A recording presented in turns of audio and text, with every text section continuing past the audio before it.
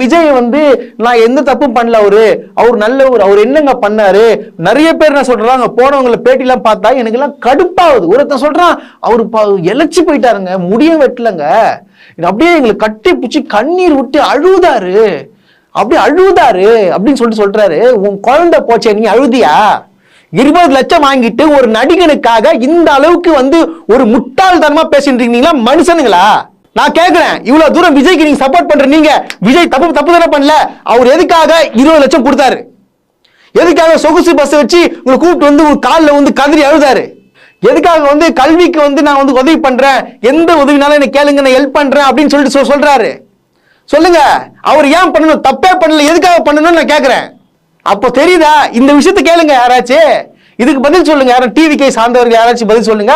எவனும் சொல்லாம விஜய் விஜய் விஜய் விஜய்ன்றீங்களே, இந்த சினிமா மோகத்துல கெட்டு போறீங்களே. உங்க வீட்டுல வந்து யாராச்சும் வந்து இளைஞர்கள் வந்து இன்னமும் விஜய் விஜய் சொல்லியிருந்தாங்கன்னா உங்க வளர்ப்பு சரியில்லை, அவனுக்கு நல்லது கெட்டது எதுவும் நீங்க சொல்லி கொடுக்கறது தான் அர்த்தம். இவ்வளவு ஒரு முட்டாள்தனமா ஒரு இந்தியால ஆக்சுவலா இந்தியாலங்க வேர்ல்டு லெவல்ல வந்து விஜய கார் துப்பிட்டு இருக்காங்க. இந்த கட்சியை இந்த அளவுக்கு முட்டாள்தனமா பண்ணிருக்காங்களே, தற்கூறிங்க, ஏன் இப்படி பண்றாங்கன்னு சொல்லிட்டு ஏகப்பட்ட விமர்சனங்கள் எழுந்துட்டு இருக்கு.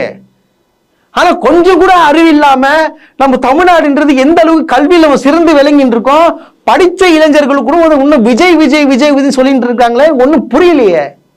அப்ப காசு கொடுத்து ஒரு நடிகை வந்தாலும் நீங்க என்ன வேணா பண்ணுவீங்களா?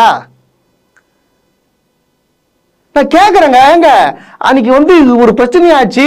முதலமைச்சர் வந்து நைட்டு 3:30 மணிக்கு, அது அதிகாலை 3:30 மணிக்கு வந்து பாக்குறாரு. துணை முதலமைச்சர் உடனே வந்து பாக்குறாரு. எல்லாத்துக்கும் உடனே நடவடிக்கை எடுக்கிறாங்க.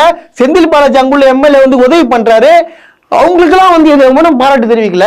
ஆனா விஜய் ஓடி போயிட்டு வீட்டுக்குள்ள ஒழிச்சுக்கின்னு 30 நாளா ஆளை காணோம்.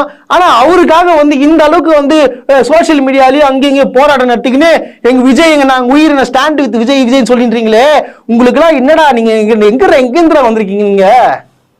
நீங்க மனித குலத்தில் தான் பிறந்தீங்களா? பின்ன யாரா நீங்களா?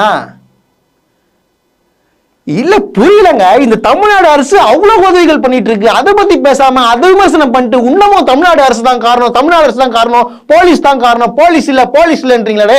நாங்க ஏகப்பட்ட வீடியோ வந்துச்சுடா, போலீஸை மதிக்காம என்னென்ன பண்ணீங்கன்னு சொல்லிட்டு. டிரான்ஸ்ஃபார்மர் மேல ஒருத்தர் உட்காந்துக்கிறா, போலீஸ் சொல்றாரு தம்பி கீழே இருங்கப்பா, இங்க உட்காராத பண்றாங்க. வாங்க உட்கார முடியாது. அப்படியே பாக்கெட்ல வேற காசு எடுத்து கொடுத்து இந்த காசு வேணுமா அப்படின்றான் ஒரு போலீஸ் கிட்ட. இந்த போலீஸ் என்ன பண்ணிருக்கணும், லட்டை விட்டு மண்டல ஆட்டுன்னு ஆட்டிருந்தானா அது கரெக்டா இருந்திருக்கும். அது விட்டாரு, அவர் பாட்டு விட்டா என்ன பண்றது? இந்த மாதிரி தற்கொலைங்களும் திருத்த முடியாதுங்க.